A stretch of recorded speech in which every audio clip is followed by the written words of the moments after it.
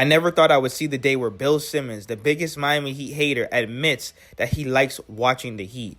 So the nerds are really talking about this trend. Picks are in decline, and the epicenter of this movement is in Miami. I don't know if you're following them. Then Bill Simmons says, I sure am. I hate that I like watching them.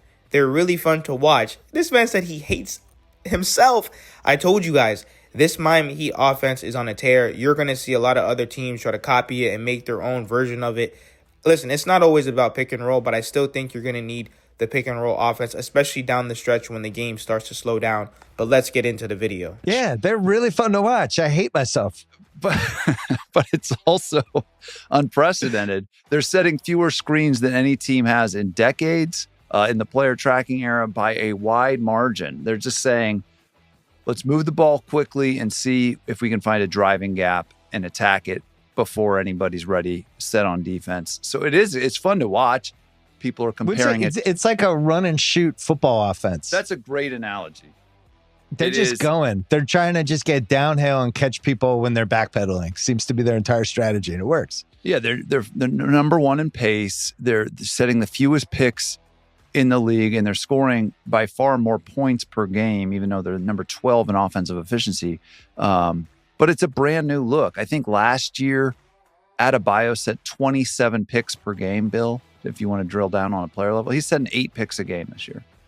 They're just doing something completely different, and they've gotten off to a really good start with a 12th ranked offense without great offensive personnel. Remember, Tyler Herro hasn't played much at all. Bam Adebayo's missed time, and they're number 12 on offense. And by the way, their team is built for defense. They're a top 5 defense. If Herro comes back and he fits into this, which why wouldn't he? And if Adebayo's regularly available, I expect them to be flirting with the top 10 offense with this new look. The defense is great. Will teams around the NBA start to copy this just like they copied elements of the Spurs or D'Antoni's systems? That's what the nerds are talking. Kel'el Ware is really taking this league by force. Zach Lowe and Stan Van Gundy with huge praise for Kel'el Ware. His development has been fun to watch. This last 7 to 8 games, he's been as dominant as any big guy in the league.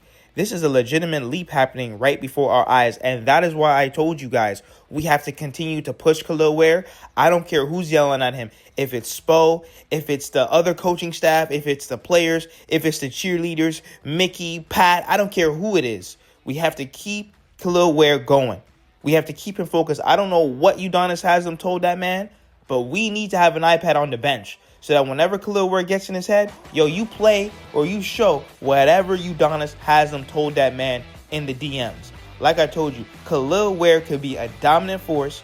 He is the difference between us winning a championship or not. Kel'el Ware brings something this Miami Heat team has not had since Hassan Whiteside. You honestly have a double-double machine that can shot block, rim protect, and help Bam Adebayo. And this Miami Heat team needs to continue to lean on their young guys. Of course, you're going to still have Tyler, Norman, Bam, Wiggins. That's great. But especially with Kel'el Ware. And in my opinion, they didn't start him tonight, versus the Milwaukee Bucks. But you got to start Kel'el Ware. You can't take Kel'el Ware out of the starting lineup when he's playing. This man's averaging 15 and 15. This man's having games where he's having 20 and 20. This man is dominating right now. And we have to continue to lean on that run. On the staff is the guy who works with him all the time. They've spent a ton of time together. Last year, we were in Indiana. Malik brought Kel'el Ware to the Eastern Conference Finals against the Knicks to be able to sit there and talk to him about what that level is all about. They've invested heavily in both Malik and Kel'el and that thing. And yeah, his development has been fun to watch. I mean, this last, 7 or 8 games, he's been as dominant as any big guy in the league. Yeah, this is a legitimate leap happening right before our eyes. It looks sustainable to me. And it's not just like the gobbling up of rebounds. He's had more than 10 rebounds in 10 straight games, I think, and over 15 in a couple of those games. He had a 20 rebound game.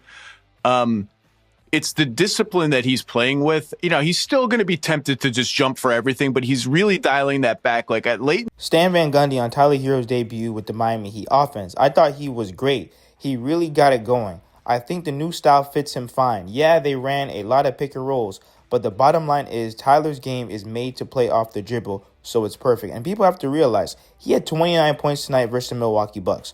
I know a lot of people are saying, oh, but we're not scoring 145 points. It's not about that. First of all, it's about the W. Also, too, you guys have to be patient with this Miami Heat team. Give Spo some time. We're somewhat healthy. I think that, there's probably still some lingering injuries going on. However, this is the first time we've had everyone available. Bam, Wiggins, Powell, Tyler. We have to get the rotations in order to where at no point in time you should always have Tyler or Powell on the floor. Same thing, Kel'el or Bam should always be on the floor.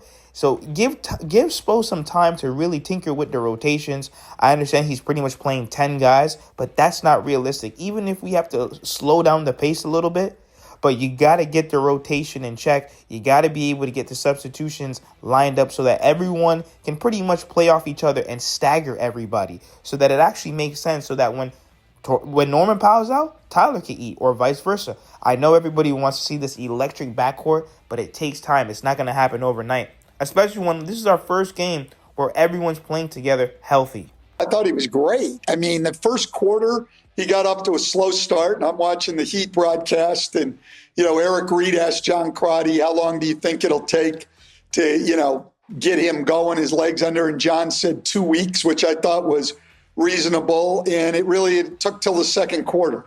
So, he really got it going. I think the new style fits him fine. I mean, yeah, they were running a lot of pick and rolls, but the bottom line is Tyler's game is to play off the dribble.